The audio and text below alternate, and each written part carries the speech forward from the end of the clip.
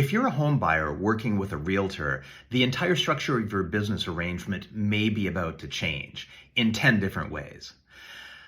A jury in Kansas City just ruled in a class action lawsuit that the NAR, the National Association of Realtors, and several large brokerages have illegally colluded.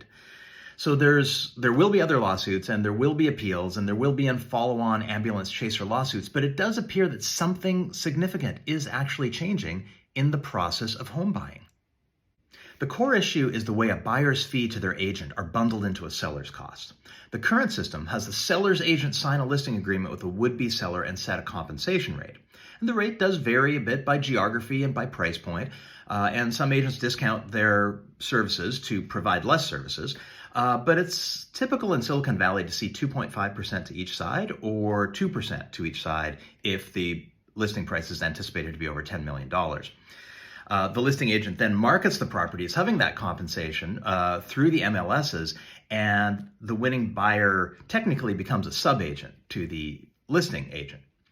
So to a buyer, this whole process was easy and standardized and predictable. The format and the structure of payments were agreed upon. And this system's been in place for over a century in America. It was designed as a replacement for the previous system, which was kind of more like the Wild West, where there typically were no buyer's agents, where there was a poor flow of information, where there were no MLSs, no codes of ethics, and selling brokers often tricked sellers into bad deals because they had all the information and the selling public did not. So what will it be like to be a buyer when all the dust settles? I've got 10 predictions. Number one, agents will have contracts with buyers like we already do with sellers, and some agents do this already. Secondly, more variability in agent compensation. Great agents might charge more than 2% or have a compensation structure that looks more like a lawyer's billable hours or payment up front or any number of things. It's quite open and unknown at this moment. Less skilled agents and newer agents are probably going to charge much less than 2.5%. Thirdly, more dual agency. This is where one agent represents both sides of a transaction. It's legal in California. It comes with a range of ethical complications.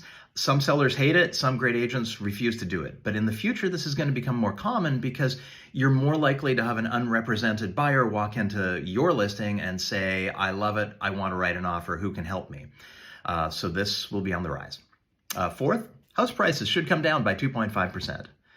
But fifth, it's not clear that a buyer will be able to therefore afford more house because the current system has the buyer's agent's fees baked into the sales price, which a bank will lend on.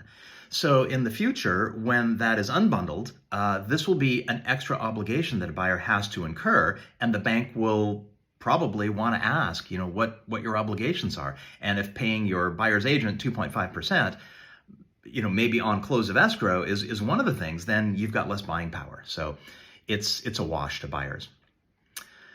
Realtor ethics and training will get more variable. Agents have been colluding on fair housing rules and codes of ethics to be appropriately professional to our principals via the NAR.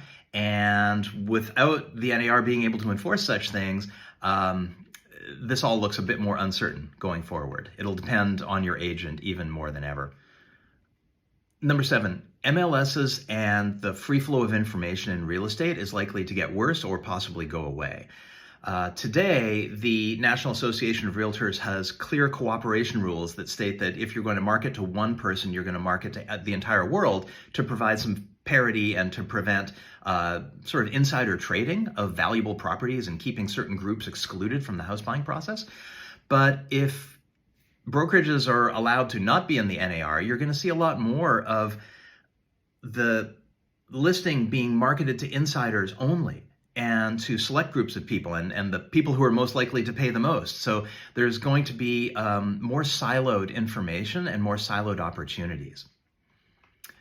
Number 8, a lot of institutions may fail. Copycat lawyers are likely to look at what's happened in Missouri, and the local ambulance chasers will be out with their knives for all the local people who bear any responsibility, most likely brokerages, in the entire country. 9th, fewer realtors. It's likely that the less skilled, the less professional, and the newer agents will not be able to survive if they have to justify a high commission for their services that are less. So if that happens, expect to see half the realtors working, once the dust settles. And finally, first-time and inexperienced and younger home buyers need to be very careful.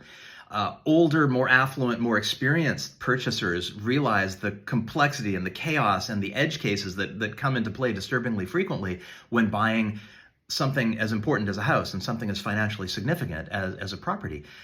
So they are more likely to want to engage professionals to help them shepherd this transaction and make sure they don't buy the wrong thing. The younger or the more just scraping by you are, the more likely you're going to want to try to do without these fees and these services. And that will work out fine in some cases, and there's going to be some awful horror stories in other cases. In conclusion, here at the Young Platinum Group, we are here to provide the same services we always have. We're premium realtors offering a premium service, and there will be a lot of confusion and chaos in the market over the next little while. We don't expect anything to change in the near term with the way we do business.